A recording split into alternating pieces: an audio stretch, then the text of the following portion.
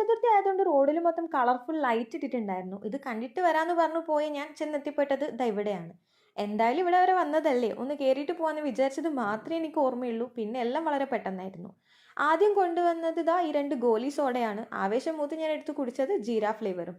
ജീരകം പോലും ഇഷ്ടമല്ലാത്ത ഞാൻ ഒരുമാതിരി ഇഞ്ചി കടിച്ച അവസ്ഥയിലായി. പിന്നെ ഈ ഓറഞ്ച് ഫ്ലേവർ എടുത്ത് കുടിച്ചിട്ടാണ് ആ ടേസ്റ്റ് കളഞ്ഞത്. ഇനി ഈ വരുന്ന മുതലിനെ കണ്ടോ, തീയെല്ലാം കത്തിച്ചിട്ടാണ് ആശാൻ വരുന്നത്. ഇത് മീനിൻ്റെ എന്തോ സ്പെഷ്യൽ ഐറ്റം ആയിരുന്നു, പക്ഷെ പേര് ഞാൻ മറന്നുപോയി.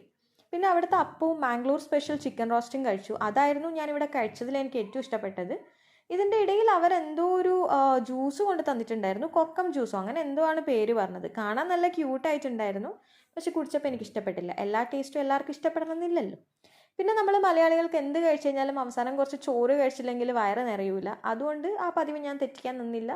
മാംഗ്ലൂർ സ്പെഷ്യൽ, മാംഗ്ലൂരിൻ്റെ സ്വന്തം കുഡ്ല ബിരിയാണിയുടെ കഴിച്ചിട്ട് ഇന്നത്തേക്ക് നമുക്ക് മതിയാക്കാം. ഇനി ഞാൻ വീട്ടിൽ പോട്ടെ.